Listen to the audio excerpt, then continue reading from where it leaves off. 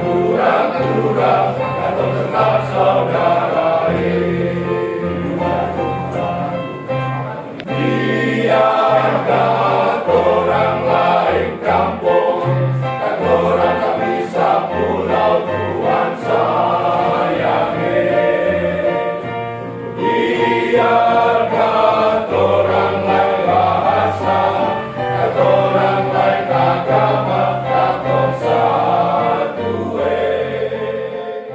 Dalam sebuah penelitian yang saya pelajari, ya, otak manusia itu kalau satu pengalaman negatif dialami, itu harus dibayar dalam tanda kutip, harus diimpaskan dengan 3 pengalaman positif. Jadi kalau orang trauma, satu trauma yang dialami, itu harus 5 pengalaman positif baru dia pulih. Bisa dibayangkan itu otak kita.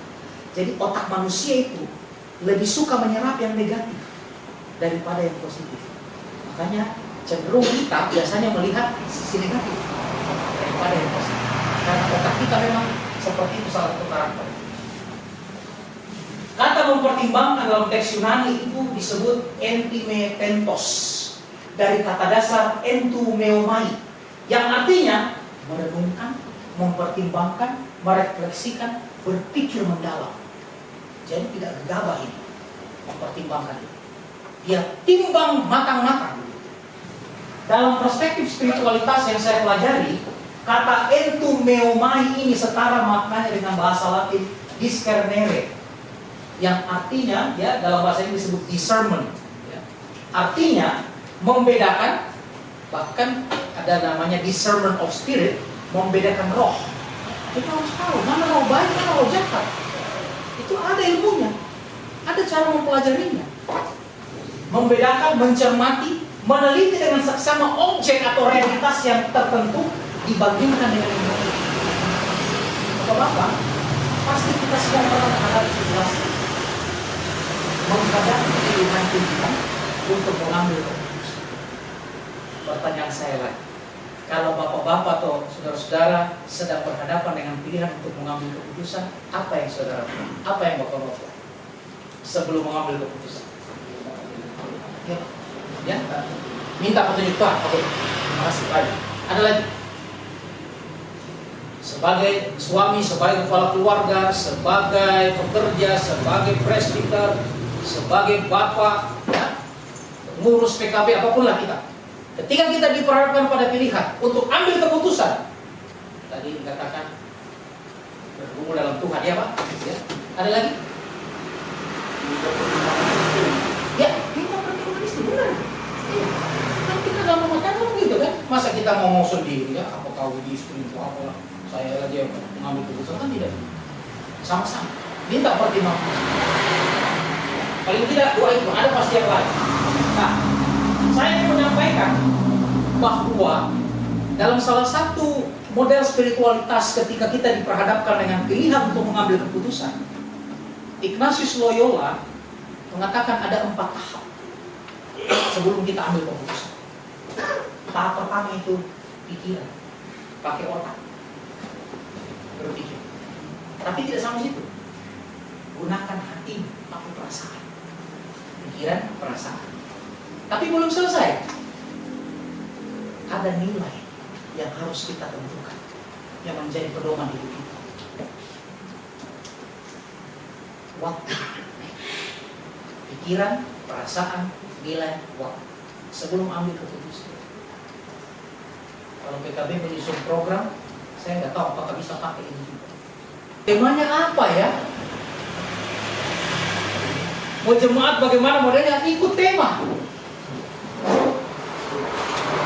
Maka tidak dibalik. Jemaat kita berdoa.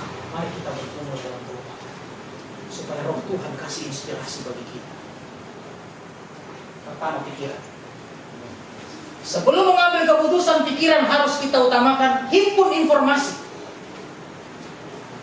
Kumpulkan data tentang hal yang kita mau putuskan. Cermati plus minusnya. Apa bersih, apa bersih. Untung, ruginya. Itu pakai pikiran. Kedua, perasaan. Perasaan itu ada namanya perasaan lapis dua. Perasaan lapis luar ini, Bapak-Bapak, ini mudah berubah. Marah, sedih, kecewa, gembira. Perut saya mules. Saya salah makan, sakit perut saya. Tapi hati saya senang sebenarnya karena saya baru dapat hadiah. Itu perasaan lapis luar. Ada namanya perasaan lapis tengah. Perasaan lapis tengah ini, dia tidak mudah berubah. Tapi kita hanya bisa merasakannya sebagaimana dia dirasakan kalau kita ada dalam ruang keheningan. Tidak bisa rame-rame. Harus tenang, saat teduh, kita rasakan perasaan. Dan kalau sampai kita menemukan bagaimana sebenarnya suasana hati kita, sebab kadang-kadang kita menyangkal di perasaan kita sendiri. Coba kalau seandainya misalnya saya buat salah sama Bung Raymond ini, atau Bung Raymond buat salah sama saya, dia balas. Ini sebenarnya salah saya tidak enak. Tapi karena saya tiap hari baku dapat dengan Bung Raymond, jadi di depannya saya kata, Bung Raymond sehat ya. Walau hati saya kenapa? Tidak selesai ini masalah kita. Kita sangkali. Janganlah kita dalam PKB begitu. Kita ketawa-ketawa baik-baik, padahal dalam hati kita ini ada yang tak baik. Tidak boleh. Selesai. Karena itu kita perlu masuk dalam ruang keheningan, rasakan. Saya sakit hati saya. Tolong, kalau dia tidak mau bilang minta maaf, biar saya yang bilang maaf. Ya. Kalau kita sudah masuk perasaan lapis tengah, kita bisa menemukan perasaan lapis terdalam. Apa itu? Apa yang Tuhan rasakan untuk menjadi perasaan kita yang menguatkan kita bisa rasakan. Itulah kebahagiaan. Sebab orang hidup di dunia ini mau bahagia. Siapa yang mau susah? Tidak ada. Padahal hidup ini keras. Orang-orang yang kita jumpai tidak selamanya baik. Tapi Tuhan mau kita baik dan berbahagia. Kalau kita serangkum isi Alkitab itu, tujuan Tuhan cuma satu, supaya kita selamat. Dan untuk menemukan perasaan lapis terdalam itu, kita harus dengarkan bagaimana perasaan lapis tengah kita masuk dalam keheningan. Minta Tuhan tolong. Itu kedua, perasaan sebelum ambil keputusan. Yang ketiga, value. Nilai-nilai. Saya yakin kita semua ini punya nilai-nilai. Ketika kita mau ambil keputusan, kita harus tahu, hidup ini saya Tuhan, nilai apa sebenarnya yang saya pegang. Saya bisa sampai apa sebenarnya nilai bagi hidup saya. Ignatius Loyola punya teman itu John Calvin, ya, dia punya salah satu moto terkenal yang kita tahu, Soli Deo Gloria. Kemuliaan hanya bagi untuk Tuhan. Dia Protestan gitu kan, menurunkan dari Protestan. Loyola ini justru dalam sejarahnya adalah dia mengcounter reformasi yang dilakukan dalam gereja Katolik. Dia punya moto itu Et Maiorem Dei Gloria. Artinya untuk kemuliaan Tuhan yang lebih besar. Kalau kita lihat dua nilai dari bapak-bapak gereja ini, baik John Calvin maupun Ignatius Loyola, kata kuncinya adalah kemuliaan Tuhan. Karena itu nilai yang harus saya dan bapak-bapak pegang. Manusia diciptakan untuk menghormati, mengabdi, memuji Tuhan Allah kita, dan dengan itu kita mendapatkan kebahagiaan atau keselamatan. Sedangkan semua hal lain adalah sarana untuk menunjang tujuan dan tidak digunakan bila tidak menunjang tujuan itu. Saya dan bapak-bapak diciptakan Tuhan untuk memuliakan Dia. Ketika kita memuliakan Dia, kita mengalami kehidupan, kita mengalami keselamatan, kita mengalami segala sesuatu yang ada di dunia ini, di dalam kehidupan kita harus menjadi alat, instrumen, sarana untuk menunjang Dia. Termasuk gereja. Bukan gereja yang menyelamatkan,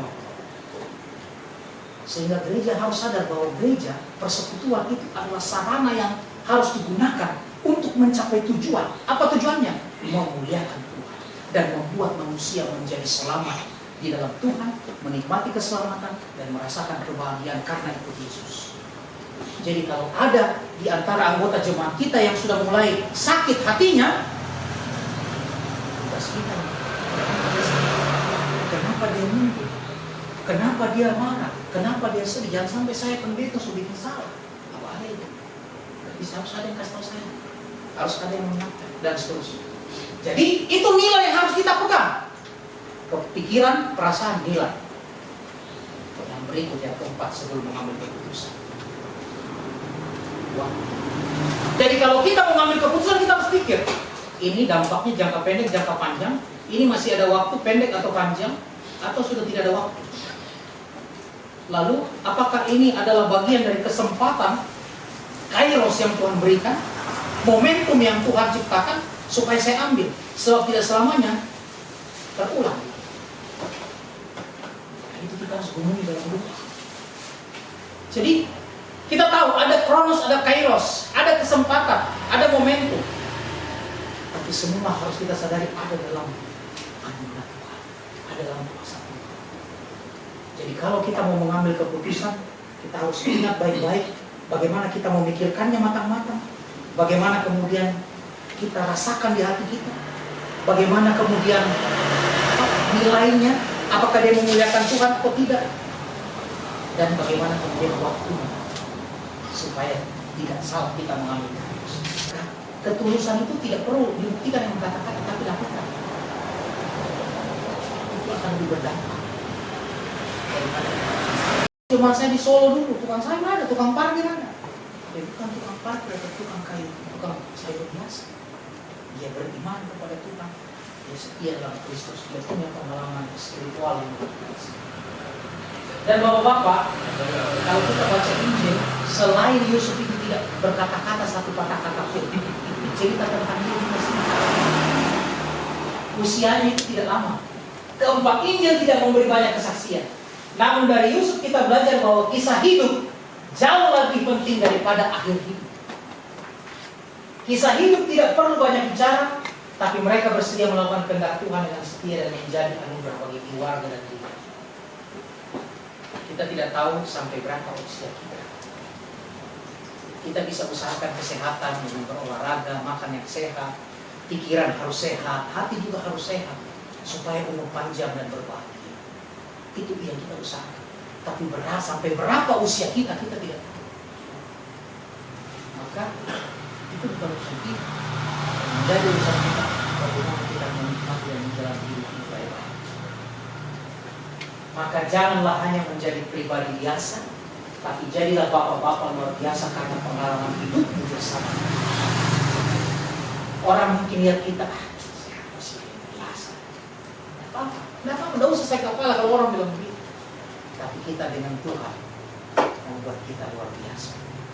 Karena seorang yang luar biasa itu tidak dibuktikan dengan kata-kata atau dengan bagaimana kata-kata, tapi diuji ketika menghadapi pergumulan dan tantangan hidup. Kehidupan selalu memperhadapkan kita pada pilihan Bapak. Selalu itu pasti. Pagi-pagi aja pilihan ada. Mau bangun apa tidur terus? Sudah pilihan ini. Tidur terus enak, tapi bangun. Ada kerja gimana ya? Maka ingatlah, keputusan yang tepat dan bijaksana terbit dari hasil elaborasi pikiran yang cermat, hati yang mencintai, nilai kemuliaan Allah, dan dalam bentangan waktu anugerah. Selamat menyambut PKB. Pada Yesus. Amin. Sobat saudara, mari katong berkumpul di sini. Jangan dong bimbang, jangan dong ragu dan hidup ini. Jangan bimbang ragu sido, yang kumpul lama lagi,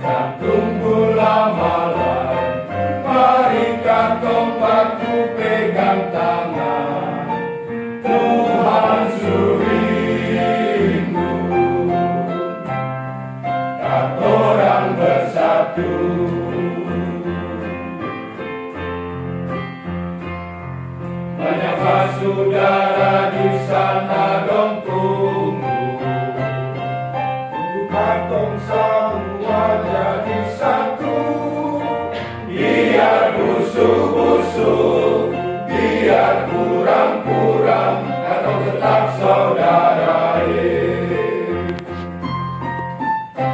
Biar kata orang lain kampung, kata orang tak bisa pulau Tuhan sayangi.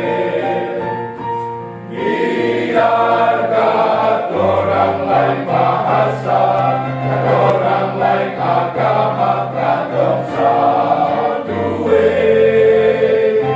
Lagian ale warna putih, beta warna hitam, semua sama.